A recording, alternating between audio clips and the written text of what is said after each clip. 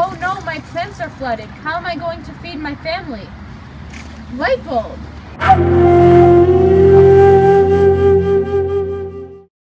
Bangladesh suffers extreme flooding in their monsoon seasons, which are getting stronger due to climate change.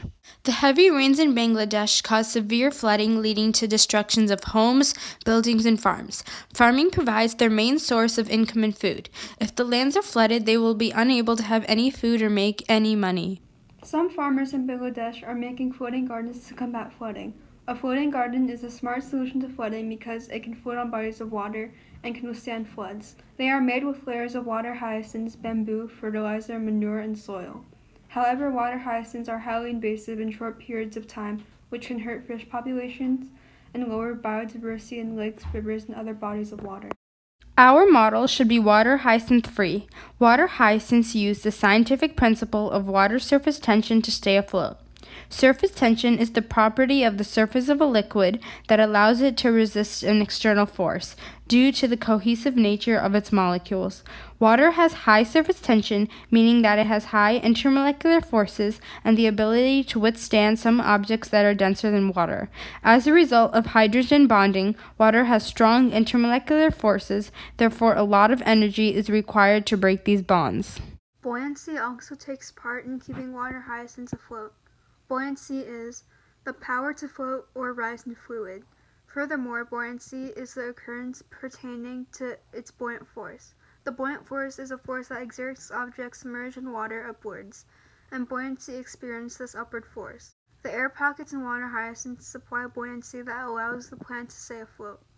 Water surface tension and buoyancy combine to provide the perfect amount of flotation for water hyacinths.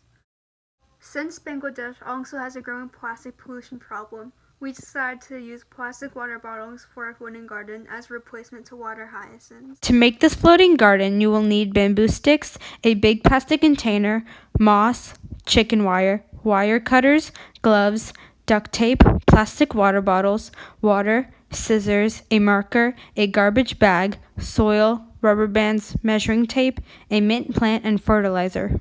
First, measure the length and width of your plant. Cut out 4 sticks for each side pertaining to your measurements. Use rubber bands to secure the ends of the sticks. Assemble these sticks to make a frame shape of a square and fasten where the ends meet with duct tape. Next, put on your gloves. Put the frame on top of your chicken wire and mark where you have to cut. Cut the chicken wire 2 inches bigger than the frame from each side. Place your plastic water bottles inside of the frame and duct tape them together to secure. Cut more bamboo sticks to size for extra height. Use 5 sticks for each side. Duct tape these together and use more duct tape to put it onto the frame. Put your entire model inside of a large garbage bag. Take a garbage bag and cut off the excess so it fits over the top of your frame. Leave about 1 inch extra on each side. Use duct tape to fasten it. Use your scissors to poke holes in the garbage bag. Put the moss on top and add water to rehydrate the moss. Take the soil and put about 1 inch of it on top of the moss. Then take your mint plants and put it on top. Pour the fertilizer in the water can and mix it so that it can dissolve. Water the entire floating garden with the fertilizer water and check if it's draining properly from the bottom. To test out your floating garden, fill your plastic container with water 2/3 to the top and place your floating garden inside. So we decided to create a bar graph to represent the increase in height of the mint plants once placed in our floating garden. This graph shows the height increase in inches of the mint plants per day. We measured the height of these plants for a week, and in total the mint plants grew a little over an inch. The mint plants were extremely dull and colorless in the beginning. They became more vibrant in color as well as grew more leaves. Overall, we conclude that our floating garden was a success because it was able to maintain and help the mint plants thrive, as well as hold their weight. In conclusion, we believe that a floating garden is a smart solution to flooding.